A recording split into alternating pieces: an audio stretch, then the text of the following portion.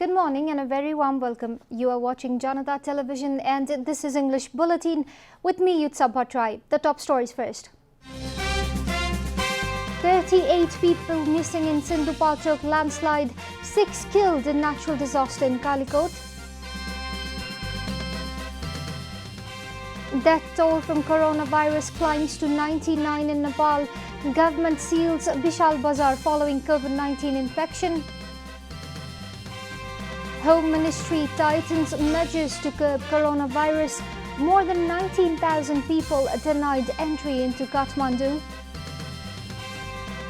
US fails to extend arms embargo on Iran. UN Security Council rejects US proposal. And Barcelona suffer humiliating defeat at the hands of Bayern Munich.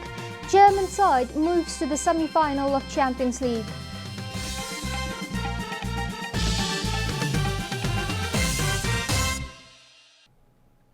And now, the news in detail. Rescuers have recovered 11 bodies from a landslide-hit area of Sindhupalchok district where 38 persons have been missing. Government authorities informed that a massive landslide occurred at Lidi of Jugal Rural Municipality 2 in Sindhupalchok yesterday. According to the District Police Office Sindhupalchok, although 11 bodies have been retrieved from the disaster-hit site, the identity of the deceased are yet to be ascertained. Among the missing are Chabilal Dong, Somrani Dong, Dhanalakshmi, Sirmaya Dong, Bibarani Dong, Saili Dong, Bibi Lakshmi, Sanu Kancha, Sanglamo Dong, Sonam Dong, Hira Bhakti, Jite Chakri and Sanu Kanchi Dong. Similarly, Dandus Dong, Suraj Dong, Karesmai Dong, Chiama Dong, Sanu Dong, Tika Mai Dong, Chiring Dong, Man Bahadur Dong, Jai Bahadur Dong, Priya Dong, Preeti Dong, Kanchi Dong, Sanu Kanchi Dong, Wangchi Lama Dong, Thanmaya Tamang Dong, Renish Dong, Mekmai Dong, Milan Dong, Bimala Dong, Maila Parang, Prakash Dong, Saili Dong, Ayush Dong, Subhas Tamang and Tika Mai Dong are also reported missing in yesterday's landslide at Lidi. 5 people have sustained critical injuries and were airlifted from the incident site via a Nepal Army chopper. Of the injured, 4 have been receiving treatment at a local hospital in Chautara, while another injured had to be flown to Kathmandu for treatment. Nepal Army and other security forces are present in the site and have continued the rescue operation since today morning. Meanwhile, a landslide in Naku of Kalikot claimed 6 lives yesterday. The landslide buried the house belonging to a member of Ward Number 3, Raj Bahadur Bista. 6 people were buried in the house, informed the local police. The dead bodies were recovered yesterday morning. According to the police, 4 of the deceased were from the Bista family, while 2 others were neighbors. Heavy rainfall throughout the night had triggered the landslide. In other news, coronavirus has claimed 4 more lives in the country, taking the tally to 99. The Health Ministry yesterday confirmed 2 deaths from coronavirus in Bara and 1 each in Morang and Siraha. According to the Ministry of Health and Population, 9 people have so far lost their lives in Province 1, 42 in Province 2, 18 in Bagmati Province, 6 in Gandaki Province, 12 in Province 5, 4 in Karnali Province and 8 in Sudur Paschim Province. The ministry confirmed that the total death toll from coronavirus in the country has climbed to 99. Among the victims, 77 are male and 22 are female. Morang र सिराहा जिल्लाका 1 जना पुरुष, 12 जिल्लाका 2 जना पुरुष गरी जम्मा 4 जनाको दुःखद निधन भएको छ. Meanwhile, the government confirmed almost 600 new cases of coronavirus yesterday. Out of 11,575 PCR tests conducted recently, 594 turned out positive. The ministry said during a regular press conference. According to the ministry, 17,077 persons have so far recovered from the disease, while the number of active cases stands at 7,913. After a business owner from the New Road area was diagnosed with coronavirus, shops in Bisal Bazar area have been closed. After the confirmation of positive cases, the shops in the New Road area, which falls under ward number 24 of Kathmandu Metropolis, have been closed. The ward office has requested all shops from Bisal Bazar to Indra Chowk be closed from 14th of August to 23rd of August. In a press release, the ward office has ordered shops from Juda Shamsher's statue in front of the Bisal Bazar to Indra Chowk to be closed for 9 days. Meanwhile, the government has sealed the emergency ward of Bharatpur Hospital after confirmation of coronavirus in a nurse working at the government hospital. This is Janata Bulletin. We'll be right back after a short break.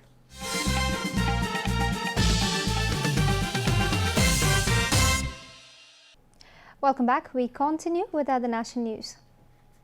The government's decision to curb the rapid spread of COVID-19 pandemic has been strictly implemented across the country.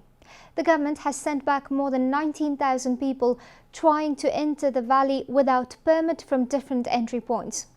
Similarly, a joint meeting of Kathmandu Valley's all 3 chief district officers yesterday also issued a prohibitory order or a list of things to remain in force until 31st August. Yesterday's meeting has decided to prohibit mass gatherings in public places, organizing rallies and protest programs, celebrating local festivals and fest in crowds, including others. Similarly, educational institutions, socio-cultural gatherings and industries and businesses running without adopting safety protocols mandated by the government have also been prohibited. All kinds of seminars, trainings and workshops have also been forbidden until further notice. In the same way, cinema halls, gyms, nightclubs, dance bars, saloons, party palaces, libraries and zoo, among other places with large public gathering, will continue to remain shut. The government has also prohibited street vendors from selling goods on footpath and public places. Other roadside vendors and scrap collectors have also been barred from doing their business until August 31st. Similarly, hotels and restaurants are not allowed to provide any other service except takeaway food. After community-level transmission was confirmed in Sundar Bazar of Lamjung district, the local administration office has issued a prohibitory order. After calling for the meeting of the Crisis Management Center of the district, the local administration has issued the prohibitory order for ward number 5, 6, 7, 8 and 9. The administration office informed that the decision to stop the movement of vehicles and people was made to stop the virus from spreading further.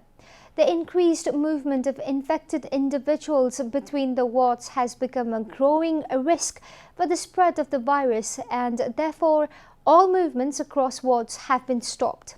After it was confirmed that an infected person had visited the local Sundar Bazar hospital, all services from the hospital has also been brought to a halt for an indefinite period of time.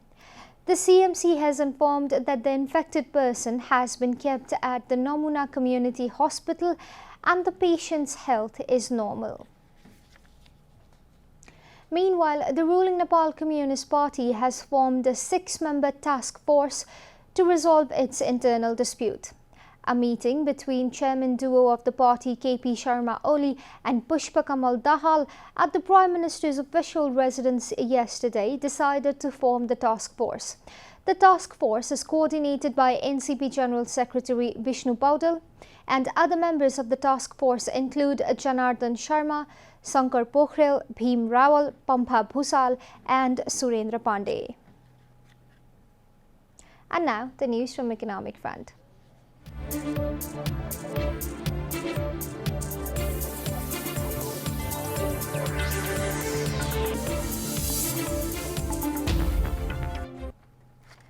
The Federation of Nepalese Chambers of Commerce and Industry has pledged to help the government in its effort to control and contain the novel coronavirus. FNCCI informed they are committed to help all three tiers of government and the different steps the government has taken to curb the infection. COVID-19 has taken a rapid toll on the country's economy. The infections have surged, so has the death rate, FNCCI said, adding that the government cannot tackle the disease on its own. FNCCI President Bhavani Rana said that the FNCCI will help the government face the crisis. The organization has also requested its members to contribute in their respective sector for normalizing the economy and social life. Similarly, FNCCI has appealed its members as well as public to adhere to safety protocols mandated by the government and keep away from COVID-19 infections. Time for a short break here at Janata Bulletin. Stay tuned for international and sports news.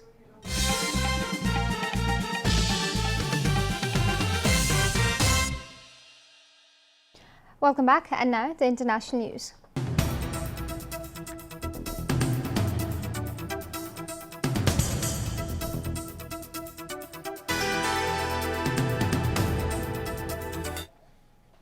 The United States yesterday failed in its bid to extend the UN arms embargo on Iran. According to Reuters, the US move was foiled after Russia and China opposed, while France, Britain, Germany and 8 other members abstained from voting. The United States and the Dominican Republic were the only countries on the 15-member body to vote for its draft resolution. The United Nations Security Council rejected the U.S. bid to extend an arms embargo on Iran, said U.S. Secretary of State Mike Pompeo in a statement. The Security Council rejected a reasonable resolution to extend the 13-year-old arms embargo on Iran and paved the way for the world's leading state sponsor of terrorism to buy and sell conventional weapons without specific UN restrictions in place for the first time in over a decade, Pompeo said. Militants attacked a police team in Kashmir yesterday, killing 2 officers and wounding 1 despite tight security in the disputed Muslim-majority region ahead of India's Independence Day. A group of militants opened fire on the police team that was on duty in Srinagar city, Reuters reported, citing Kashmir's police chief Vijay Kumar. "We had inputs that militants may carry out attack and were alert," said Kumar. "They came through a narrow lane and fired indiscriminately." Kumar added the militants had been identified and vowed to neutralize them soon. The attack comes days after the first anniversary of the revocation of Kashmir's constitutional autonomy. The Indian government says the reform would promote the region's development by drawing it closer to the rest of the country.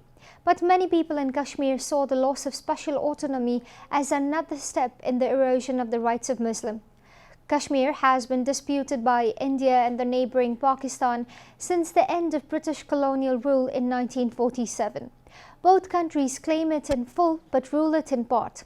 More than 50,000 people have been killed in more than 3 decades of insurgency in Kashmir. India is celebrating its Independence Day today. You are watching Janata Bulletin, and now the latest from the world of sports.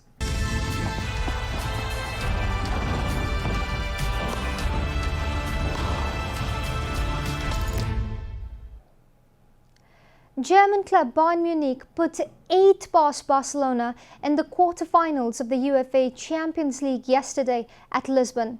The German champions defeated the Barca by a scoreline of 8-2. The high-pressing, ruthless champions were on a different level to their Spanish rivals, as they have been for everyone who they have faced after football restarted in June. Man of the match Thomas Muller started the scoring on the 4th minute, but Barcelona immediately went level through an Alaba own goal. However, the German blew away the Spanish side as Perisic scored a second in the 21st minute, followed by Gnabry's 27th minute strike. The first half ended with a second goal from Muller in the 31st minute, with the scoreline already out of reach for the Spanish side at 4-1. After the break, Suarez rekindled some hope by scoring in the 57th minute to bring the score to 4-2. But goals from Kimmich, Lewandowski and 2 goals from Boss's own Aloni Philippe Coutinho brought the Spanish Giants to their knees as the game ended with a scoreline of 8-2. Bayern will now face the winner of tonight's match between Manchester City or Lyon in the semi-final. England were frustrated by gritty Pakistan batting and more bad weather on day 2 of the second test at the Ageas Bowl. Rain and bad light meant only 40.2 overs were possible as the tourist reached 223 at 9 at the end of day 2.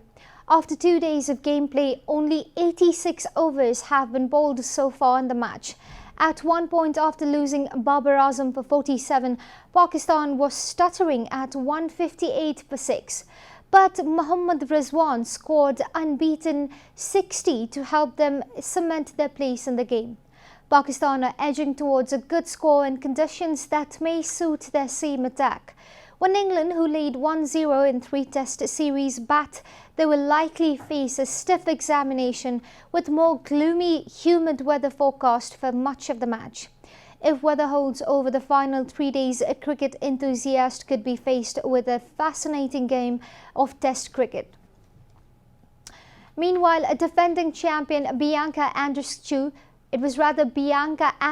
has withdrawn from this year's US Open because the coronavirus pandemic has hampered her return from injury, BBC reported. The 20-year-old Canadian had suffered from a knee injury at the WTA finals in October. "I have made the difficult decision not to return to New York this year," BBC reported Bianca has saying.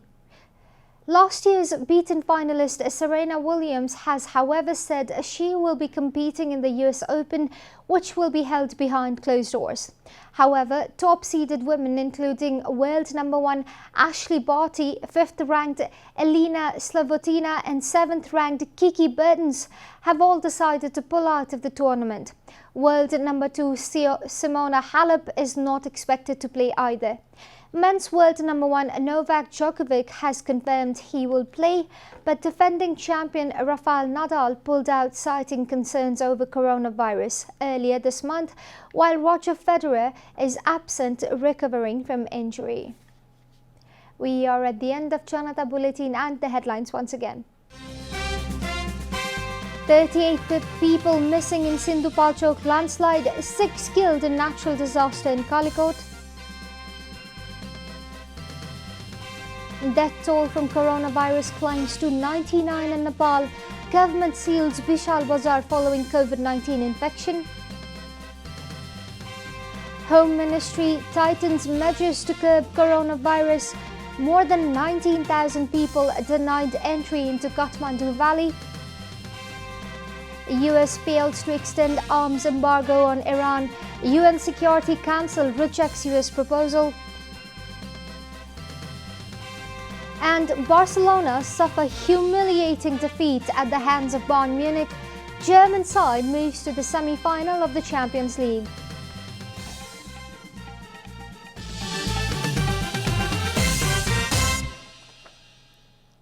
And that's all from the English News Desk for today. You can follow Janata Television and our programs on various social media platforms, including on our website janatasamachar.com. We urge all our viewers to follow government directives of the lockdown and follow healthy hygienic practices to keep safe from any infection. Keep washing your hands, keep watching Janata Television. Namaste.